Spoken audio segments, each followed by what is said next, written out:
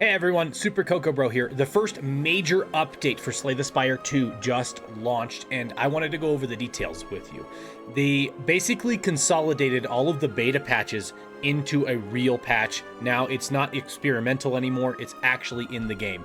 So the major things that they actually did, and here's some of them that they note, and I'm going to go over some that I remember too.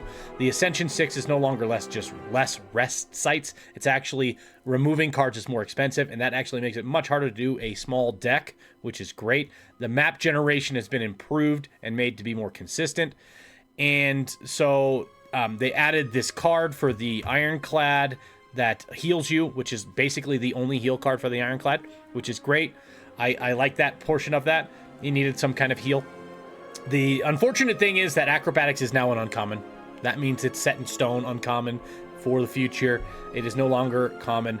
That I haven't seen it a whole lot really since it's been changed to the uncommon. So we'll see how that kind of plays out for future runs. The Blade of Ink that they did, it's no longer which it was, what was it before? I don't even remember, but I know they changed it to dealing additional damage and applying weak. The Acrobatics was changed like it says here. The Necrobinders had their borrowed time, that the energy generation card that applies doom to you. It's changed a whole bunch of times. So it's now no longer just applying 3 doom to yourself and giving you an energy to 2 energy.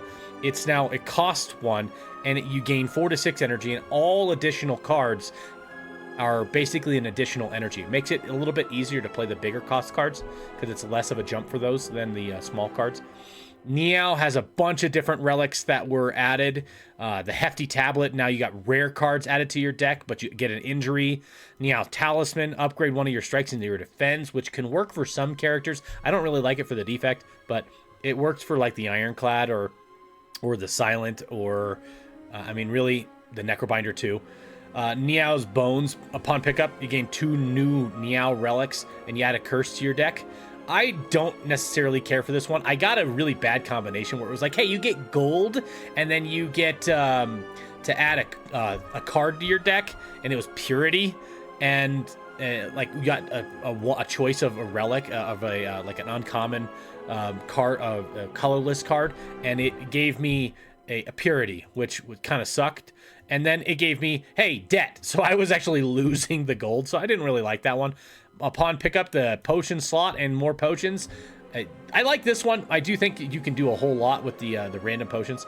The wing boots, it already came into effect with me. I love wing boots. And they changed a whole bunch of art, as you can see here, which doesn't really change the gameplay.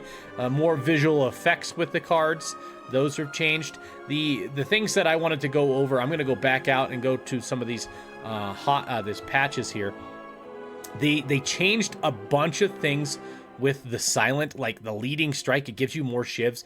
Speedster changed a whole lot throughout. Speedster was when you draw cards, it damages the enemies. It was a whole bunch of different changes, but it ended up being 2 damage to all enemies, still costs 2, and when you upgrade it, it goes an 8.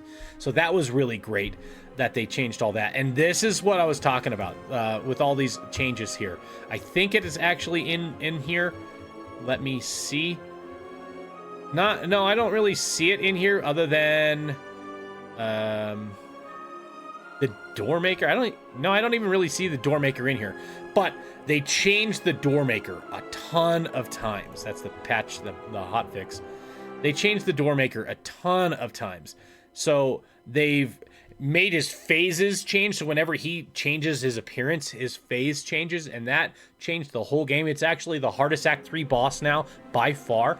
And they've done some buffs, some nerfs, and they've kind of settled to where he's going to make you exhaust cards for 1 round. You can't draw any new cards for another round. And then each card actually costs an additional energy.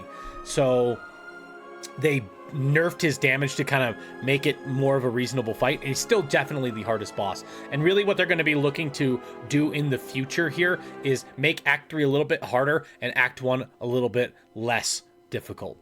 And those are the changes that I saw from the major update from all the beta patches that I thought were the highlights of this. Let me know what you think about what's coming in these updates.